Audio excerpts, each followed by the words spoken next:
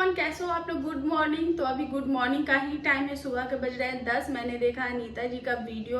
अभी आप देख सकते हो मेरे हेयर में मैंने हेयर ऑयलिंग की हुई है, क्योंकि आज बहुत सारे काम है, क्योंकि आज संडे है तो बच्चे घर पे हैं, तो इसलिए बहुत सारा काम है। तो सोचा कि चलो एक वीडियो कम से कम एटलीस्ट शूट रहता है तो किसी भी टाइम वीडियोस जो है वो अपलोड कर दिया जाता है।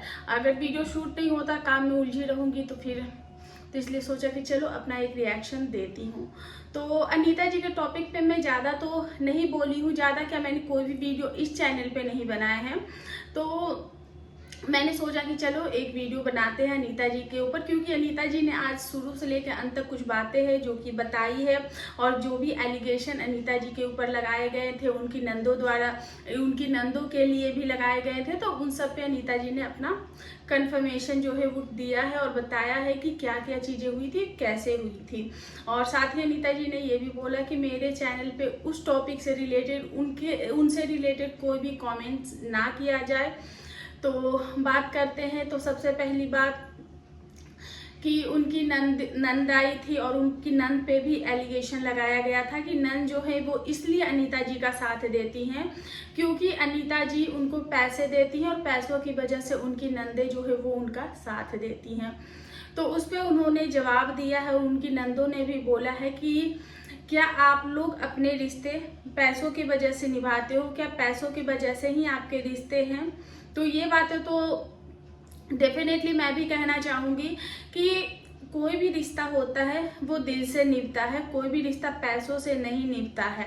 पैसों से आप एक बार दो बार चुप रह सकते हो, या फिर जिस तरीके की इनके घर की सिचुएशन है वहाँ पे लोग साइलेंट रहना ज़्यादा पसंद करेंगे। ये लोग सोशल मीडिया पे, इनकी पूरी फैमिली सोशल मीडिया पे नहीं है, तो ये किसी भी क्रिएटर के ऊपर या किसी भी लोगों के ऊपर ना इजीली ये चीज़ें एलिगेशन जो है वो लगा दी जाती है कि पैसों की वजह से पैसों से खरीद रखा, पैसों से मुंह बंद रखा है। लोग इतने लालची नहीं है या फिर अपना जमीन इतना ज़्यादा मार नहीं देते हैं कि पैसों की वजह से कुछ भी करने को तैयार हो जाए। तो उनकी नंदों ने बहुत ही अच्छा सा जवाब दिया है कि क्या आप अपने रिश्ते जो हैं वो पैसों की वजह से रखते हैं।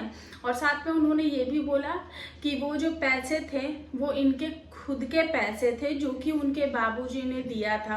उनकी ननद के अकॉर्डिंग उनके बेटे ने बाबूजी को 40,000 रुपये दिए थे, और जब दिया गया है पैसा वो ऑफ कैमरा दिया गया है, ऑन कैमरा वो पैसा नहीं दिया गया है।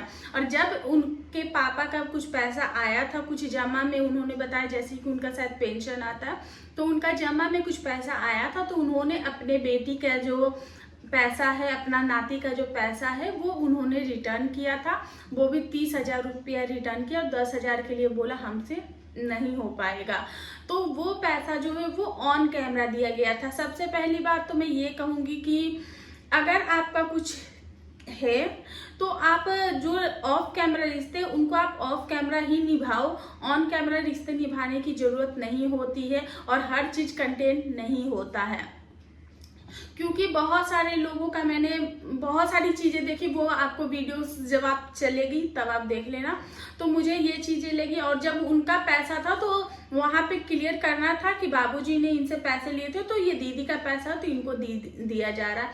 अब उनकी नंदों पे ये एलिगेशन लगाया गया कि उनकी जो भाभी है वो विडो हो गई है, उनका भाई नहीं, और ये कैसी नंदे है कि अपनी विडो भाभी से पैसा ले रही है, ये कैसी। तो अनीता जी ने बताया कि उनकी जो ननद है वो भी बहुत अच्छे फैमिली से, उनका भी लाइफ बहुत ज़्यादा स्ट्रगल में रहा है, और उनके बेटे का पैसा था, उनका भी पैसा नहीं था, उनके बेटे का पैसा था। तो उनको तो जिसके पास नहीं है, जिसने आपको कर्ज दिया है, चाहे वो रिश्ते में हो चाहे किसी भी चीज़ में हो, और तो उनको देना है। और बसंती ने नहीं, इनको उनके बाबूजी ने अपने पेंशन के पैसे दिए हैं। और वैसे भी कहते हैं कि बेटियों के घर के पैसे जो है बेटी का धन नहीं लिया जाता है, फिर भी उनके बाबूजी ने 10,000 रुपये नहीं दिए हैं।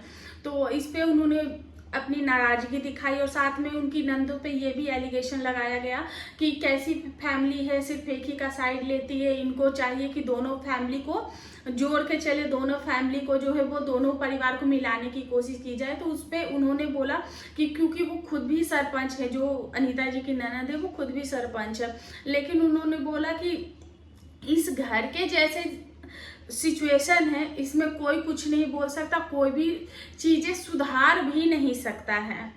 तो ऐसा उनकी ननद का कहना था।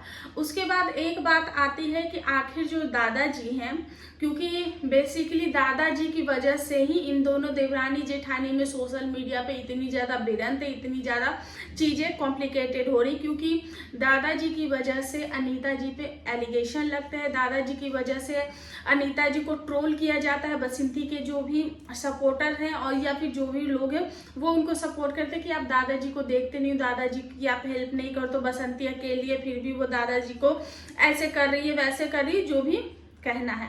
जो कि आजकल जो अब जो ऑडियंस देखने लगी उनको पता चल गया है कि कंटेंट के नाम पे बसंती के पास जो है वो सिर्फ और सिर्फ दादाजी ही है।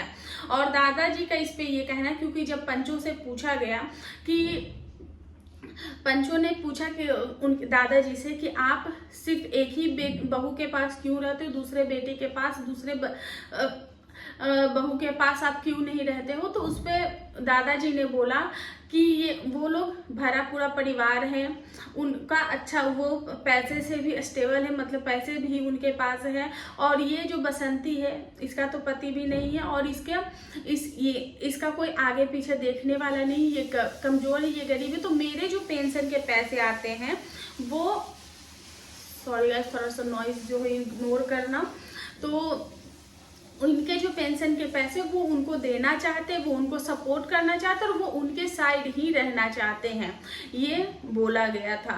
तो इसके वजह से दादाजी उनके साइड ही रहते हैं। तो अब बार बार इस चीज़ के लिए अनीता जी को ट्रोल किया जाता है, और जब आपका कोई दोस्त हो ही नहीं और उसके लिए आपको बार बार सुनना पड़ेगा तो डेफिनेटली आपको बुरा लगेगा। ये चीज़ें एक बार लाला जी ने भी बताया था और आज अनीता जी और उनकी ननद ने भी साथ में ये चीज़ें बताई थी। उनकी ननद ने भी बोला कि बाबूजी उसी साइड रहना पसंद करते हैं।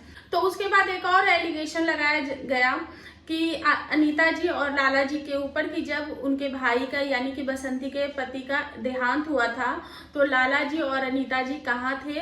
तो अनीता जी ने इस पे जवाब दिया कि हम लोग एक दिन पहले ही गांव से गए थे, और जब हम एक दिन पहले गांव से गए थे तो वो ट्रेन पे ही थे जब ये सारी चीज़ें हुई थी। उसके 2 दिन बाद उनको शायद पता चला था, और कुछ जैसे कि फैमिली में भी किसी की शादी थी, कुछ ऐसा था, तो वो भी निपटारा करना था, क्योंकि जब किसी के घर में ऐसी चीजें हो जाती है, हमारे बिहार में कहते हैं कि जब बॉडी पे हल्दी लग जाती है तो वो शादी चाहे कुछ भी हो जाए वो शादी नहीं टलती बॉडी पे हल्दी लग जाने के बाद, और अगर हल्दी नहीं लगी है तब वो शादी टल सकती है। तो कुछ हुआ होगा तो वो शादी भी निपटानी थी। उसके बाद ये लोग जब गांव आए तो इन लोगों से ये कहा गया था, और साथ में उनकी नंदों ने भी बोला कि जब हम लोगों को पता चला, जब हम लोग यहाँ आए अपने भाई के अंतिम दर्शन करने के लिए, तब उनको ये बोला गया कि इन्होंने बोला जैसे कि कुछ हेल्प, जैसे लकड़ी लेना, जो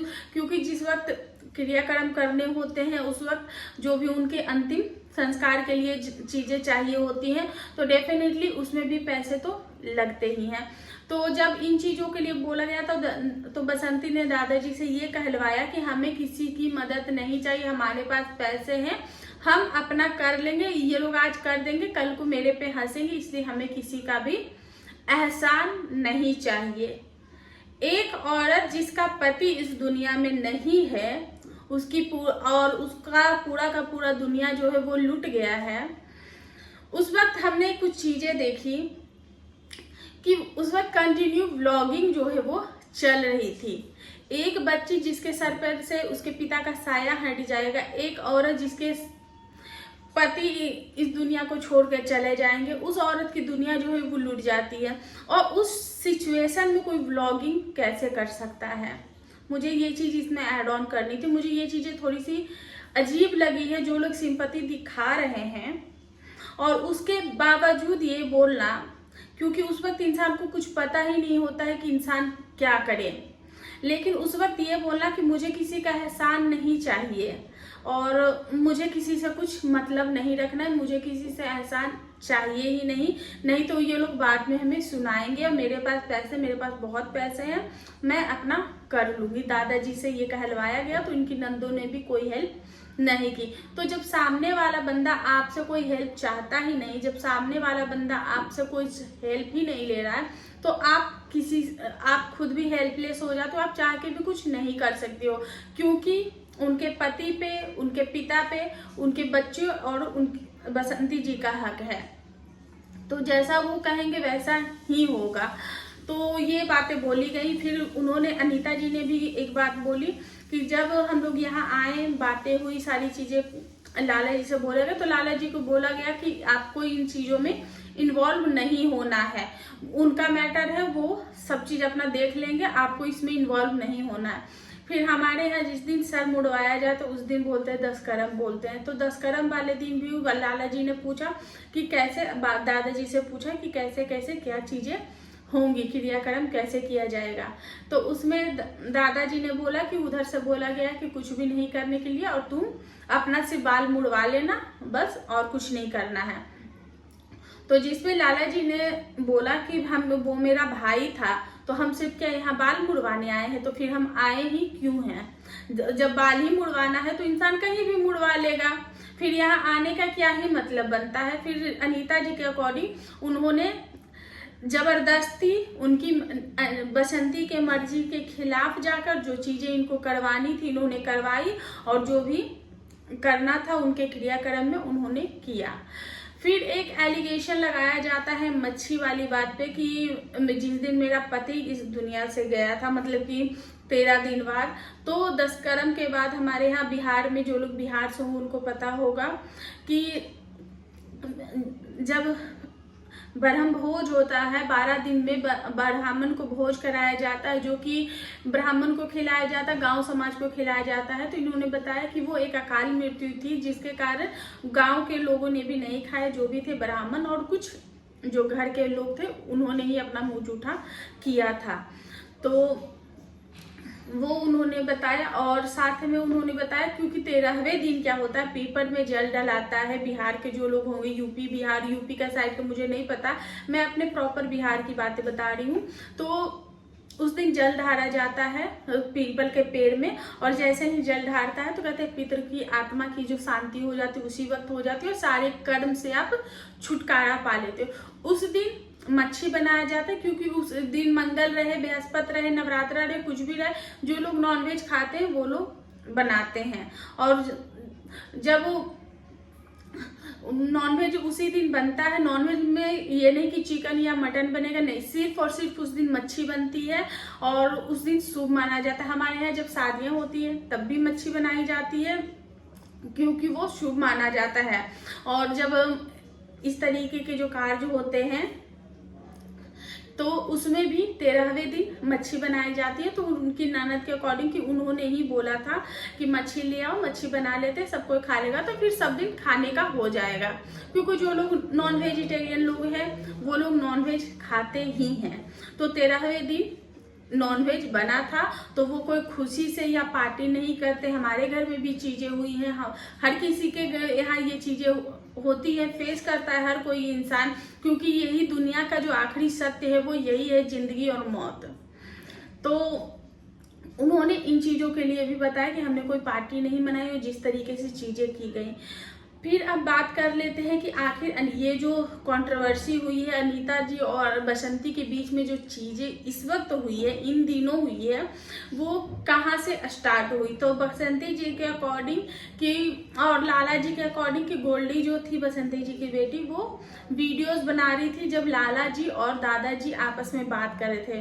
तो वहां पे बसंती ने बोला कि ये लोग पूछ रहे थे टीवी कहाँ से आया, फ्रिज कहाँ से आया, ये सारी चीजें पूछी जा रही थी।